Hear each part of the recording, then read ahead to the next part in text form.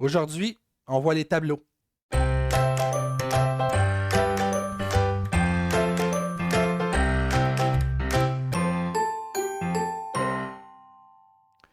Les tableaux en programmation, c'est un type de variable, comme je pourrais les qualifier, qui permettent de contenir plusieurs informations dans une seule variable.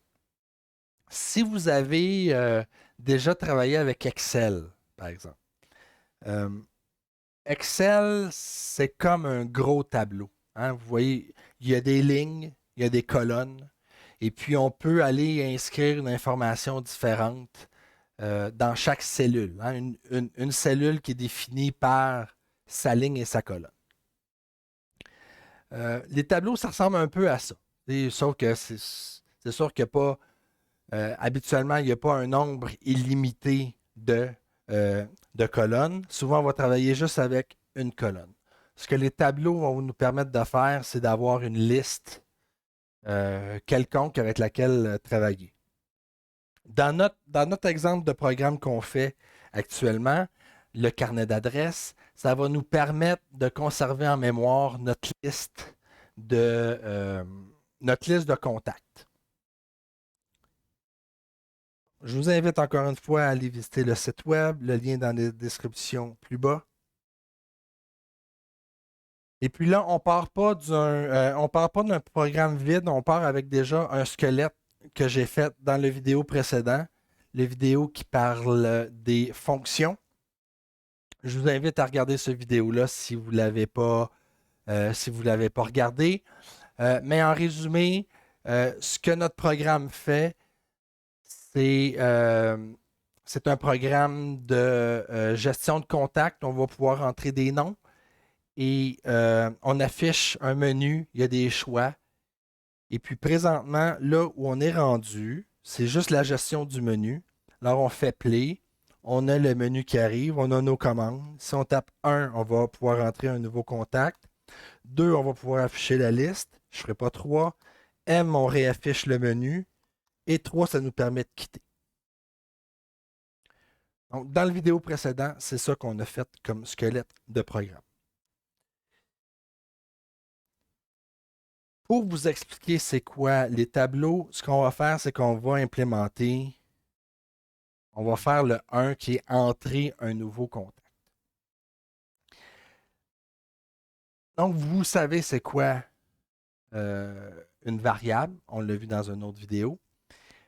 À date, ce que vous avez vu, c'est une variable pouvait contenir qu'une seule information. Exemple, si ici on regarde le demander choix, la réponse va contenir le choix que l'utilisateur va rentrer au clavier et c'est tout. Là, pour notre liste de contacts, on ne veut pas avoir 100 variables de définies dans notre programme, puis notre premier contact est assigné à la variable numéro 1, puis notre deuxième contact à la variable numéro 2, puis etc. C'est pas très pratique. Là. Et c'est surtout pas dynamique. Si par exemple on avait 10 variables pour le 10 contacts, puis on veut rajouter 3 contacts de plus, ben là, on fait quoi? T'sais? Soit qu'on se définit 1000 variables, puis on travaille avec eux autres en espérant qu'on ne dépassera jamais les 1000 contacts, mais vous voyez que là, je suis en train de divaguer un peu, là, ça n'a aucun sens de penser à faire un programme comme ça. C'est là que va venir en jeu les tableaux. Pour vous expliquer les tableaux, je vais aller au tableau. Et puis, juste être sûr, comme ça, parfait. Var, ce qu'on sait à date, chaîne égale à allo. Ça, c'est ce qu'on sait à date. On sait qu'on peut mettre une valeur, donc la chaîne de caractères allo, dans une variable qu'on appelle chaîne. Parfait. Si on veut ajouter plusieurs chaînes de caractères dans une variable, c'est là qu'on va faire appel au tableau. Comment on définit un tableau en JavaScript? C'est simple, var, c'est toujours euh, la même, la même déclaration. On va appeler notre variable tableau,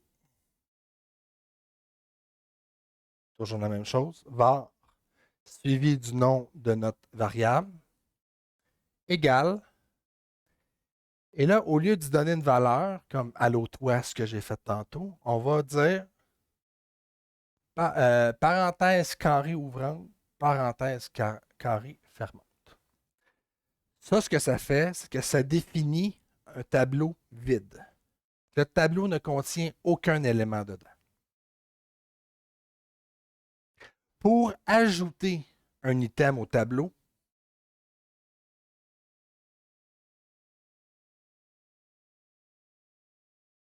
tableau.push, et là, on va y donner la valeur qu'on veut ajouter à ce tableau-là.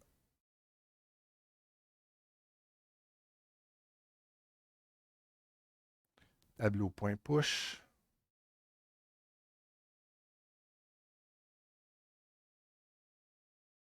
Etc. Donc, rendu là, on a deux éléments dans notre tableau. Si on regarde en mémoire, notre tableau, il y a de l'air de quoi?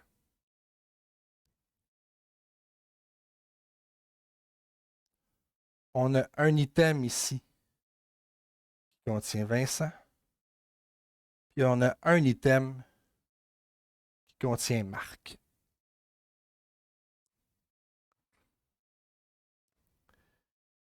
Quand on crée des tableaux, OK, il y a comme une association qui se fait entre l'ordre de l'élément et sa valeur.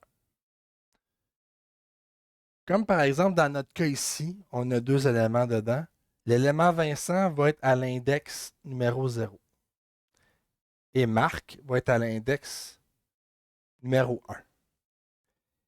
Si on rajoute d'autres éléments, l'autre élément va être à l'index 2, 3, etc., jusqu'à l'infini, jusqu'à ce que vous n'ayez plus de mémoire dans votre ordinateur.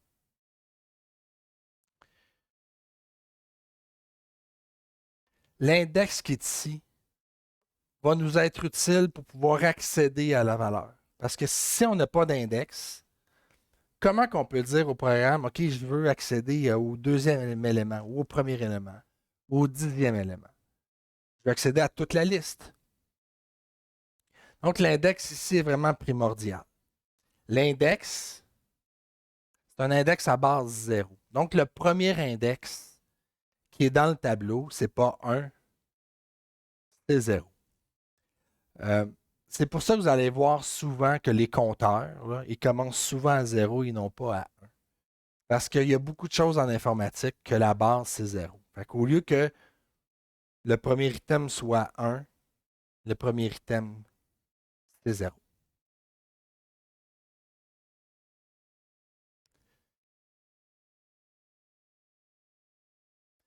Bien évidemment, les tableaux vont nous permettre de faire des listes et on peut accéder à ces listes-là avec l'index, comme je viens de dire. Si vous vous rappelez, on a vu les book for. Et les book for, ça nous permet d'itérer, donc ça nous permet de compter un certain nombre de fois précis.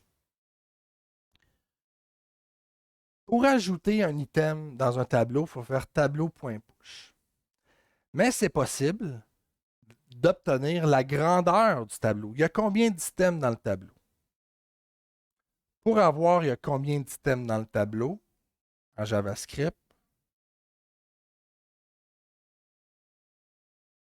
il faut faire tableau.length. L-E-N-G-T-H. Tableau.length va nous retourner il y a combien d'items dans notre tableau. Dans notre cas, il va nous retourner 2. On a 2 items dans notre tableau. En sachant combien qu'on a d'items, on peut utiliser une book for pour aller lire toute notre liste que dans le tableau. Il n'y a rien de mieux qu'un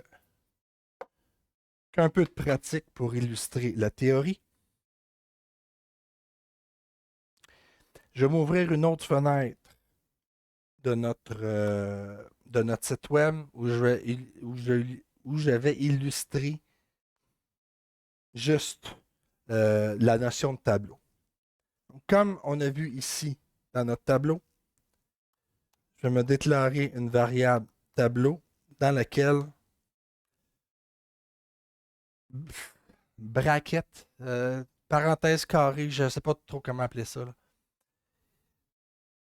Donc, variable. On se déclare une variable qu'on appelle tableau et tableau est égal à tableau vide. Enfin, notre tableau, il est vide, mais en faisant ça, ça dit à JavaScript que notre variable, c'est un tableau, c'est un array.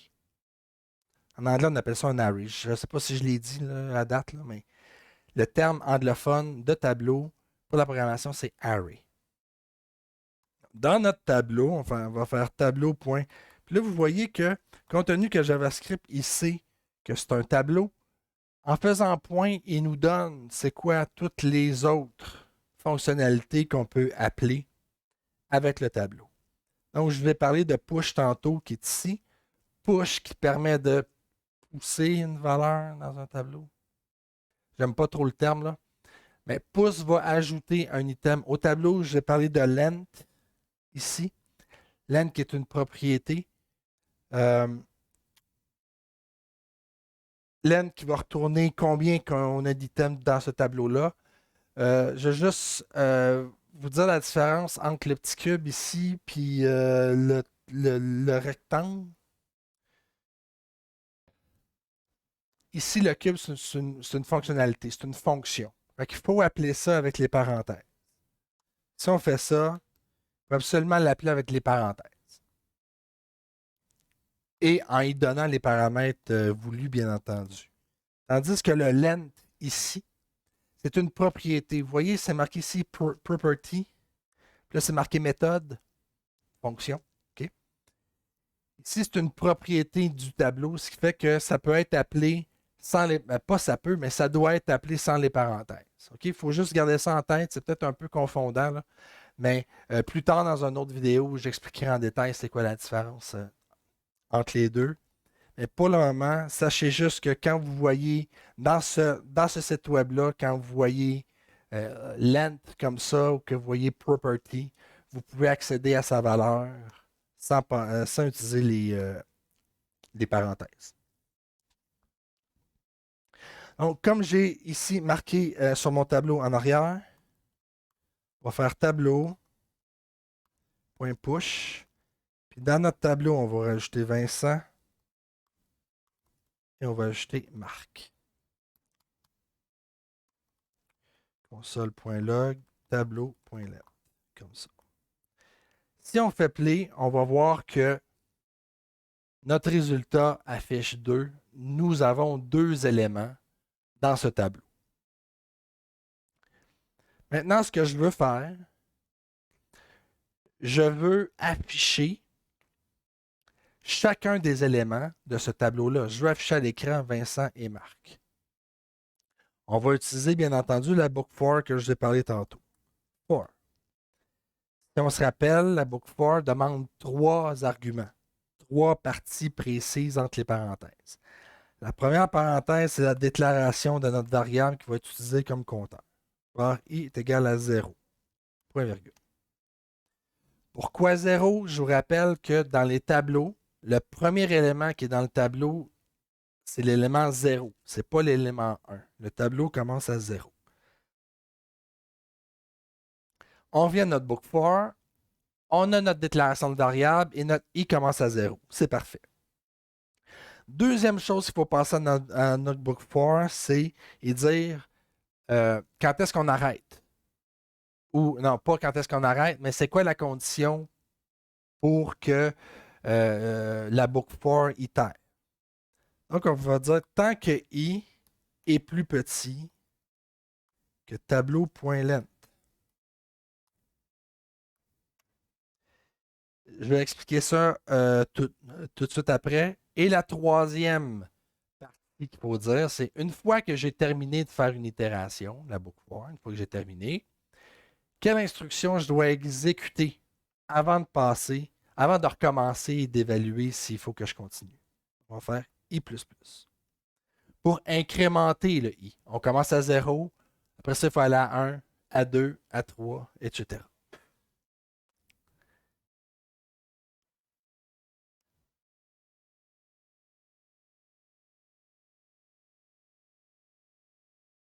Ce qui peut être un peu confondant,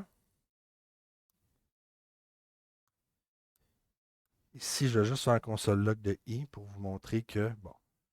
Ici, le premier 2, c'est notre console log qui affiche combien qu'on a d'items dans notre tableau. Puis 0, 1, c'est notre book for ici. Ce qui peut être confondant un peu, c'est ici.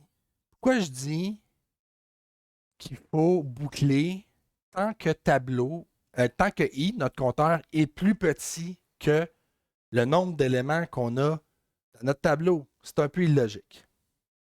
Si on va prendre un pas de recul, puis vous allez voir que c'est très logique. Si vous vous rappelez ce que je viens de dire, le premier élément du tableau, c'est l'élément 0. Donc, tableau avec élément 0, lui va être égal à Vincent. Et tableau, le tableau, l'élément d'après, c'est l'élément 1. Et lui va être égal à Marc. Donc, vous voyez que j'ai deux items dans mon tableau. J'ai l'item 0 et j'ai l'item 1. Mais j'ai deux items. Mais mon maximum, ici, mon I, mon maximum qu'il faut qu'il y ait, c'est 1. C'est pas 2. Parce que 2 n'existe pas. Tableau 2 n'existe pas. Puisque tableau commence à 0. Donc, c'est ça ici qui peut être un peu mêlant. Là. Parce qu'ici, il faut dire, bon, ben, boucle tant et aussi longtemps que tu es plus petit que le nombre d'éléments. Pourquoi? Parce qu'on commence à 0. L'autre chose qu'on aurait pu faire, c'est tant que I est plus petit ou égal à la grandeur du tableau moins 1. Pourquoi? Parce que la grandeur du tableau est égale à 2, mais il faut arrêter à 1. Parce qu'on commence à compter à 0, on ne commence pas à compter à 1. C'est les deux manières de faire, mais habituellement, ce que vous allez voir, c'est plus petit que la grandeur du tableau. OK. Donc, ce qu'on a ici comme programme, c'est qu'on a un programme, bon, qui est très simple, mais qui va itérer deux fois parce que j'ai deux systèmes dans mon tableau. Si on rajoute ici un autre item et je fais play, là, à ce moment-là, j'ai 0, 1, 2. Fait que la boucle for ici est vraiment liée au nombre d'items que j'ai dans mon tableau.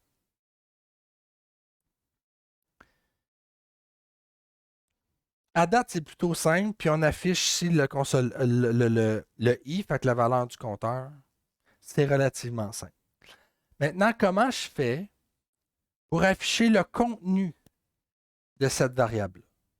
Pas le contenu de la variable, mais comment je fais pour afficher le contenu de l'index I de mon tableau? La syntaxe est vraiment simple. C'est tableau, parenthèse carrée, bracket. On va dire bracket, OK? Tableau, bracket avec l'index. Comme ça. Donc, on va aller accéder directement à l'index, par exemple 0, de notre tableau. On peut faire console log direct de ça. Ou bien ce qu'on peut faire aussi, on peut se déclarer une variable, non.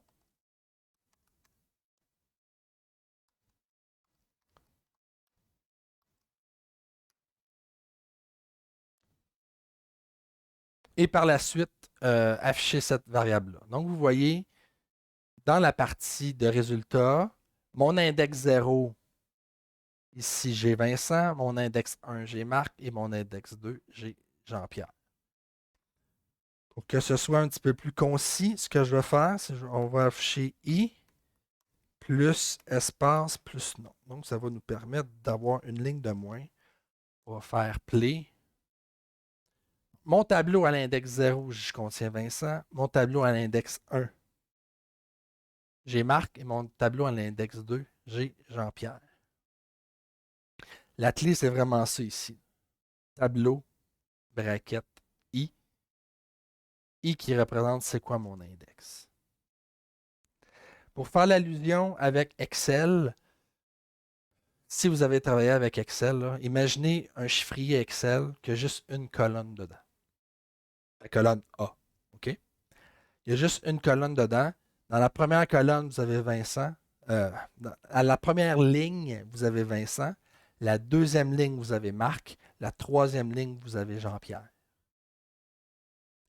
C'est la même chose ici dans notre cas pour le tableau, excepté qu'au lieu de dire la première ligne, on dit la ligne 0. Donc, dans notre cas, tableau, la ligne 0, on a Vincent, la ligne 1, on a Marc, et la ligne 2, on a Jean-Pierre.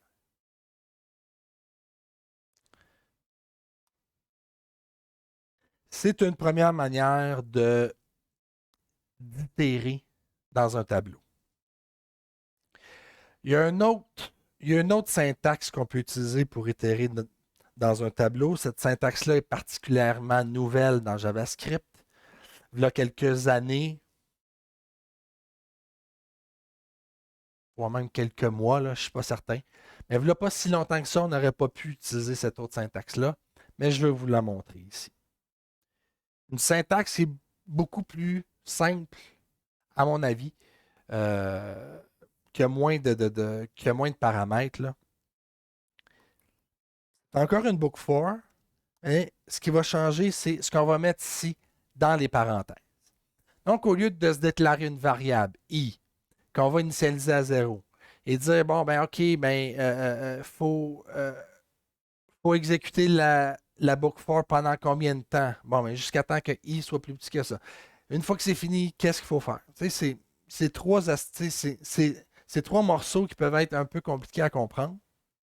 Mais dans le cas d'un tableau, dans la majorité des cas, on veut commencer au début, on finit à la fin, on ne se pose pas de questions. Ce qu'il faut faire, c'est on se définit une variable, mais la variable, ça va être euh, la variable qu'on va attribuer pour le contenu du tableau. Si je fais var non, in tableau, on se log non. C'est pas in, c'est of. Je me trompe souvent. C'est of. Voilà. OK. Et là, juste pour des questions de clarté, je vais séparer ça avec une petite ligne. Voilà. J'exécute. Donc, vous voyez que c'est beaucoup plus simple que cette boucle-là, ici. La syntaxe, c'est pour. On se déclare une variable qu'on appelle nom. Of tableau. Ce que ça fait, c'est que ça va boucler, ça va prendre chacun des éléments du tableau et ça va l'assigner à la variable nom, ce qui nous permet de l'afficher à l'écran par la suite. Ce qu'on perd avec cette syntaxe-là, ce qu'on perd, c'est l'index. Donc, on a vraiment le contenu du tableau et on perd l'index. Donc, si on veut travailler avec l'index, ça se peut qu'on ait besoin de l'index pour travailler. Si on a besoin de l'index, à ce moment-là, on va utiliser cette syntaxe-là. Si on n'a pas besoin de l'index, on a juste besoin du contenu du tableau, on va travailler avec cette syntaxe-là. Maintenant, la plupart du temps, qui, selon moi, est plus simple. OK. Maintenant qu'on a vu ça, on peut retourner dans notre programme. Ah, là, ici, sont apparus, là, les petits moins. On peut cliquer sur le moins dans ce site web-là pour réduire les lignes de code. Là. Comme On voit ici, on passe de la ligne 13 à la ligne 25. C'est parce que les autres lignes sont cachées. Donc, ça permet d'afficher plus de parties de programme là, dans, dans notre écran. Surtout si on n'a plus besoin de retoucher aux autres fonctions, mais ça nous donne rien d'afficher le code, on n'a plus besoin. Donc, ce qu'on va faire dans notre programme, on va tout simplement se déclarer une variable. On va appeler contact au pluriel. Et contact est un tableau. On commence avec un tableau vide. Et par la suite, ici, quand on va rentrer le chiffre 1, à ce moment-là, on va exécuter la fonction nouveau contact, comme ça. On se définit notre fonction nouveau contact. Première chose qu'on va demander à notre utilisateur, c'est de rentrer le nom du contact. Pour faire ça, on va y aller avec la commande prompt qu'on a déjà vu, qu'on a déjà utilisé dans ce programme-là. Entrer le nom du contact, 2 points, comme ça. Qu'est-ce qu'on fait avec le nom? Une fois qu'on a rentré le nom, on peut tout simplement faire contact, ici en bas. On a notre tableau contact. Contact, point push. Non.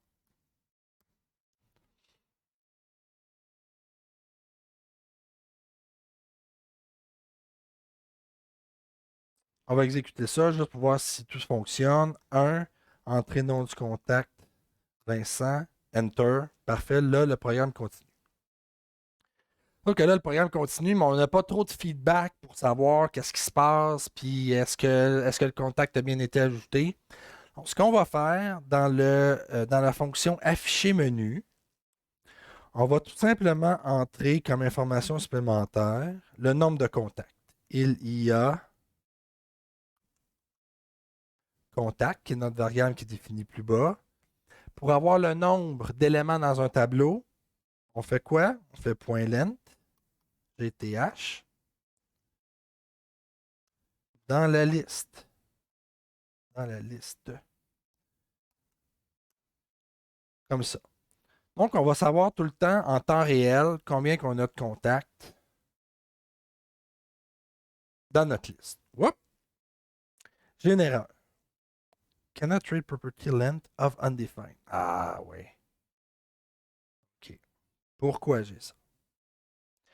Je vais essayer de vous l'expliquer comme ça, mais si vous avez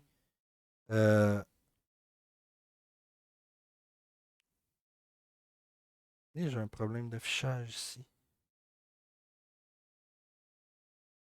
Return response, j'ai perdu des lignes. Là. Mes lignes 8, 9, 10, là, ils sont où?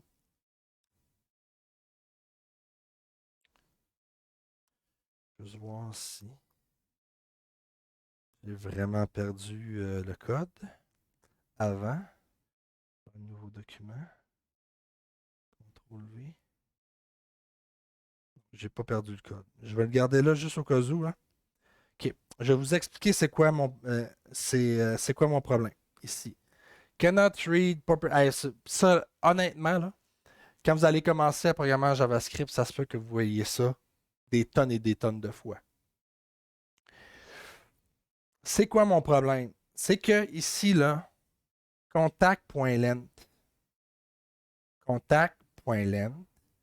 j'utilise la variable contact dans ma fonction afficher menu. Si on fait la trace du programme principal, ici, je fais afficher menu et par la suite, je déclare ma variable contact. Donc, JavaScript, ce qu'il fait, c'est il exécute afficher menu, il va en haut, il exécute ça, rendu là, il veut faire contact.length, mais je n'ai pas encore défini ma variable contact. Quand il veut travailler avec la variable contact, il dit hey, contact n'existe pas là. Je suis un peu mélangé. Ce qu'on va faire dans notre cas, c'est je vais commencer par les déclarations de variables et par la suite, je vais afficher le menu. On fait play, juste pour faire du ménage. On fait play. J'ai mon menu. Il y a 0 dans la liste. J'ai oublié de mettre le nom contact. C'est pas grave. Donc, on va ajouter un nouveau contact qu'on va appeler Vincent. Et on va réafficher le menu. Il y a 1 dans la liste. Parfait. On va marquer Marc. Et on va marquer Jean-Pierre. Et voilà, c'est marqué. On a 3 dans la liste. Il y a 3 contacts dans la liste. Alors, ce qu'on a fait,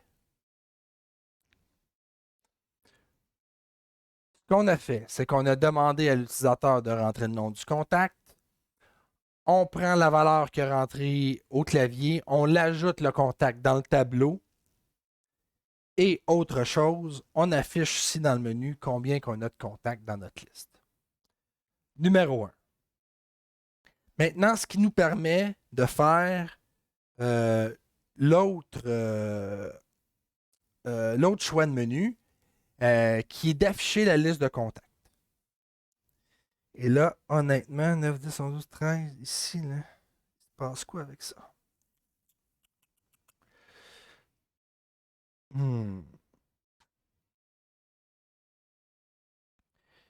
Que se passe-t-il avec Slaz?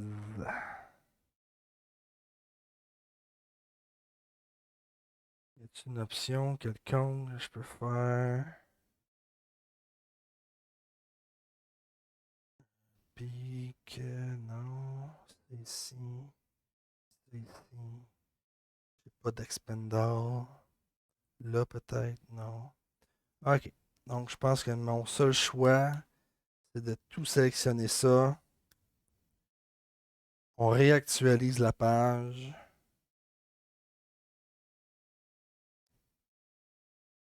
Et on paste. Et on colle. Parfait. OK. Donc, je peux continuer. Dans ma fonction exécute commande, je vais maintenant faire la partie numéro 2. On va appeler afficher contact. Comme ça. On va se définir notre fonction. Afficher contact. On n'a pas besoin de paramètres. Ce qu'on a besoin de faire, c'est d'itérer dans notre tableau pour afficher le nom de chacun des contacts. On va prendre la deuxième syntaxe pour afficher le nom. La deuxième syntaxe, c'est for. On déclare notre variable qui va recevoir pour chaque itération le contenu du tableau. Nom, of, contact, comme ça. Et ce qu'il faut faire tout simplement, c'est d'afficher à l'écran le contenu de cette variable-là. Encore une fois, contact, c'est un tableau. Il contient des items dans son tableau. Cette boucle for-là va itérer dans ce tableau-là pour chaque item. Pour chaque item, il va l'assigner à la variable nom, ce qui nous permet de faire un console log ici. On exécute ça. Entrée nouveau Vincent. Entrée nouveau Marc. Entrée nouveau Jean-Pierre. Comme ça. On va réafficher le menu. 2 pour afficher la liste. Et on voit que Vincent, Marc, Jean-Pierre est affiché à l'écran dans l'ordre que je les ai rentrés parce que j'ai commencé par Vincent. Vincent s'est mis à l'index 0. J'ai rentré Marc. Marc s'est mis à l'index 1. J'ai rentré Jean-Pierre. Jean-Pierre s'est mis à l'index 2. Et quand on itère dans un tableau, il va en ordre comme ça.